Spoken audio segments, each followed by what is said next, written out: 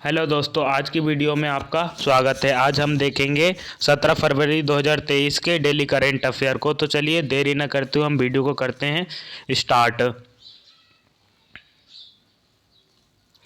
वैश्विक पर्यटन लचीलेपन दिवस 17 फरवरी को मनाया जाता है। संयुक्त राष्ट्र महासभा में पर्यटन की स्थिरता को भविष्य में प्रमाणित करने के लिए प्रयास में 17 फरवरी 2023 को पहली बार वैश्विक पर्यटन लचीलापन दिवस घोषित करने के लिए जमैका में एक प्रस्ताव रखा गया। सालाना दिन को चिन्हित करने के कदम को 90 से अधिक देशों ने समर्थन किया। UNGA सभी को स्थानीय, क्षेत्रीय, राष्ट्रीय प्राथमिकताओं के अनुसार शिक्षा गतिविधियों और कार्यक्रमों के माध्यम से स्थायी पर्यटन के महत्व के बारे में जागरूकता बढ़ाने के लिए 17 फरवरी को एक दिन के रूप में मनाने के लिए आमंत्रित करता है। पहला वैश्विक पर्यटन लचीलापन सम्मेलन 15 फरवरी को जमैका में आयोजित किया जाएगा, जिसका समापन वैश्विक पर्यटन लचीलापन दिवस पर होगा। भारत जापान संयुक्त प्रशिक्षण अभ्यास धर्म गार्जियन शुरू। भारत और जापान के बीच संयुक्त सैन्य अभ्यास एक्सरसाइज धर्म गार्जियन का चौथा संस्करण 17 फरवरी से 2 मार्च 2023 तक जापान में शिंगा प्रांत के कैंप एमाजू में आयोजित किया जाएगा। विशेष रूप से भिन्न भिन्न देशों के साथ भारत द्वारा किए जाने वाले सैन्य प्रशिक्षण अभ्यास की श्रृंखला में एक्सरसाइजर धर्म गार्जियन जापान के साथ एक वार्षिक प्रशिक्षण कार्यक्रम है। RBI ने नेफ्ट और RTGS सिस्टम में किया बड़ा बदलाव। जाने सब कुछ। भारतीय रिजर्व बैंक ऑफ इंडिया ने गुरुवार को विदेशी अंशदान अधिनियम से जुड़े लेन देन को लेकर NEFT और RTGS प्रणालियों में जरूरी बदलाव किए गए हैं। निर्देश 15 मार्च 2023 से प्रभाव में आएंगे। RBI ने सर्कुलर में कहा है कि गृह मंत्रालय की मौजूदा आवश्यकताओं के संबंध में ऐसे लेन देन में दानकर्ता के नाम पर पता, मूलदेश, रकम, मुद्रा दर्ज करना जरूरी है।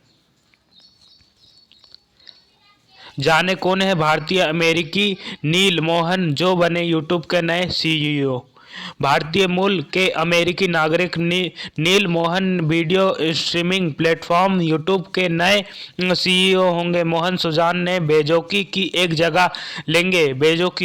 सुसान बेजोकी की जगह लेंगे। सुसान बेजोकी 9 साल बाद अपने पद से हट रही हैं। उन्होंने अपना इस्तीफा दे दिया है। नील मोहन अभी यूट्यूब के चीफ प्रोडक्ट ऑफिसर हैं। लंबे समय से वह सुसान बेजोकी के सहयोगी रहे हुए हैं।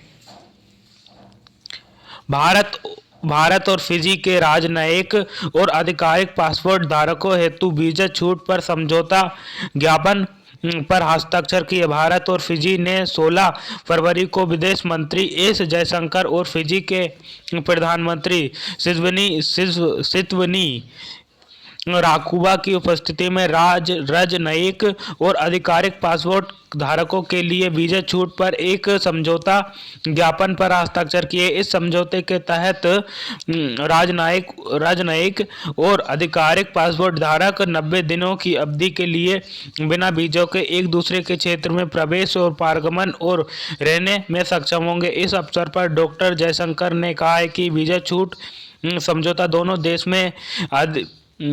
दोनों देशों के बीच में अधिक से अधिक यात्रा को बढ़ावा देगा। डॉक्टर जयशंकर ने कहा है कि भारत और फिजी के बीच घनिष्ठ और दीर्घकालिक संबंध हैं, जो दोनों देशों में द्विपक्षीय संबंधों की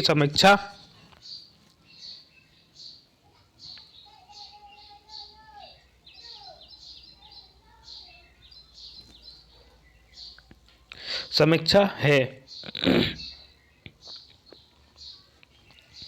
स्मार्ट सिटीज भारत मिशन को अब तक 67% पूर्णता दर के साथ जून 2023 की समय सीमा प्राप्त हुई है।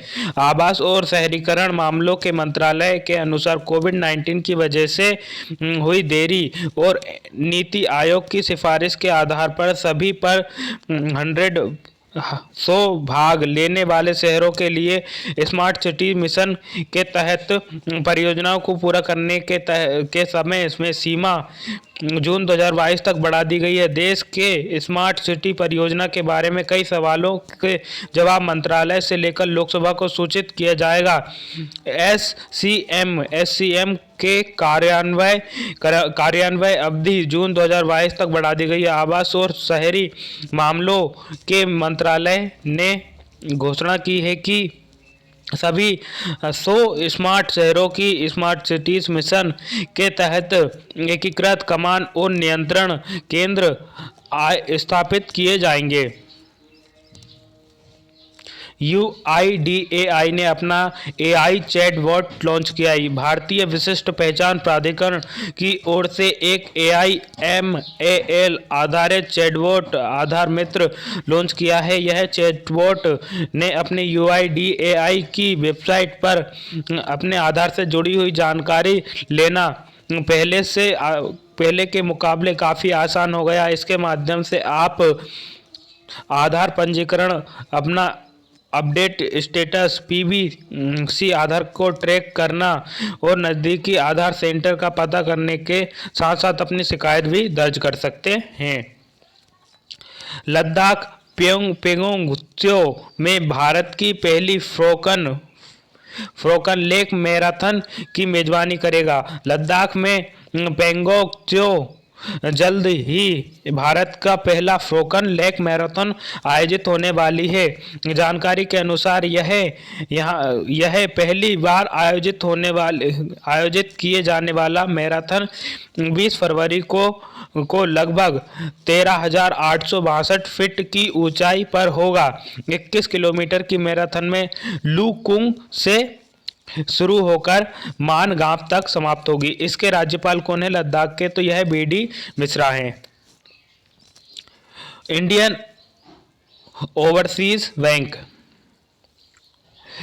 ओवरसीज बैंक ने इलेक्ट्रॉनिक बैंक गारंटी योजना शुरू की। सार्वजनिक क्षेत्र में इंडियन ओवरसीज बैंक ने national e governance services limited के साथ मिलकर एक EBG योजना जारी करने की सुविधा की है। इसमें EBG शहर मुख्यालय बैंक द्वारा जारी एक साधन है जिसमें बैंक आवेदक के द्वारा कुछ कार्यों प्रदर्शनों को पूरा न करने पर एक विशिष्ट राशि की गारंटी का वचन देता है। कैबिनेट ने दिव्यांगता के क्षेत्र में सहयोग हेतु भारत और दक्षिण अफ्रीका के बीच एक समझौता ज्ञापन को मंजूरी दी है। केंद्रीय मंडल ने 15 फरवरी 2023 को दिव्यांगता के क्षेत्र में सहयोग के लिए भारत और दक्षिण अफ्रीका के लिए एक समझौता ज्ञापन को मंजूरी दी है। यह समझौता दिव्यांगता के क्षेत्र में भारत सरकार और दिव्यांगजन सशक्तिकरण विभाग और दक्षिण अफ्रीका सरकार के बीच सहयोग और प्रोत्साहित करेगा। दोनों देशों के दिव्यांग और वृद्धजन इस समझौते के माध्यम से कम लागत वाले आवश्यक उपकरण प्राप्त करेंगे।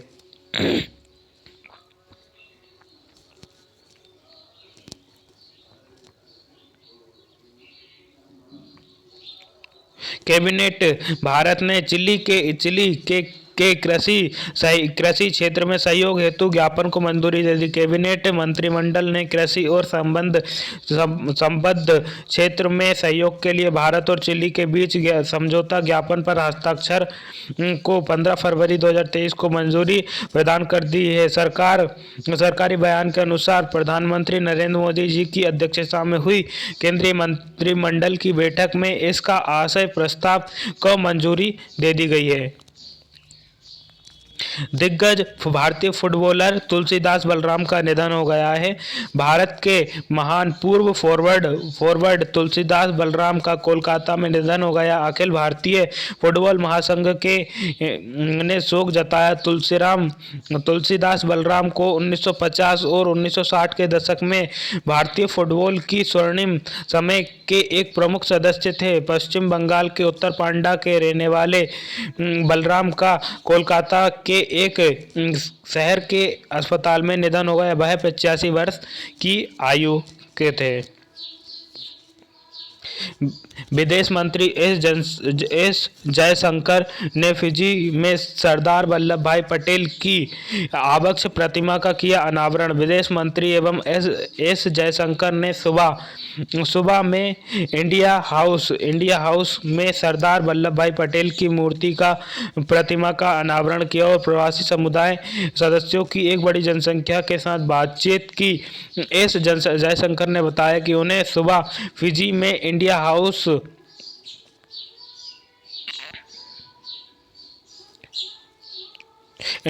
सरदार वल्लभ भाई पटेल की एक आबक्ष प्रतिमा का अनावरण करने का सौभाग्य मिला है। वह भारतीयों को संबोधित करते हुए प्रवासी भारतीयों ने अपने स्वयं के मील के पत्थर स्थापित किया है और वह भारत दुनिया के जिस देश में रहते हैं वह उनके लिए एक बड़ी संपत्ति है। Lieutenant general governor M B. Suchendra Kumar थल सेना के नए उप प्रमुख बने। Lieutenant general M B. Suchendra Kumar को भारतीय सेना का नया उप प्रमुख नियुक्त किया गया है। वहीं पर सेना के वर्तमान उप प्रमुख लेफ्टिनेंट जनरल बी.एस. राजू को सेना की दक्षिणी कमान कमांडर के रूप में स्थानांतरित कर दिया गया है। बी.एस. राजू ने लेफ्टिनेंट एस.एस. भिंडार का स्थान लेंगे, जो 28 फरवरी को पश्चिमी सेना कमान के प्रमुख पद से सेवानिवृत्त हो चुके हैं। खराब मौसम में पायलटों की मदद करने के लिए वायुसेना ने तैयार किया प्लेटफॉर्म। भारतीय वायुसेना ने एक ऐसा अभिनव प्लेटफॉर्म तैयार किया है जो पायलटों को खराब मौसम से निपटने में मदद करेगा और बेस स्टेशन के साथ निर्बाध संचार भी प्रदान करेगा।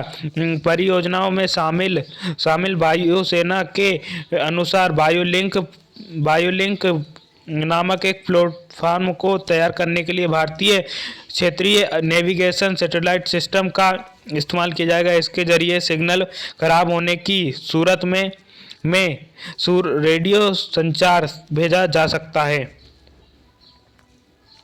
भारत और स्पेन के बीच डिजिटल इंफ्रा जलवायु कार्रवाई स्वच्छ ऊर्जा में सहयोग करने हेतु सहमत हुए।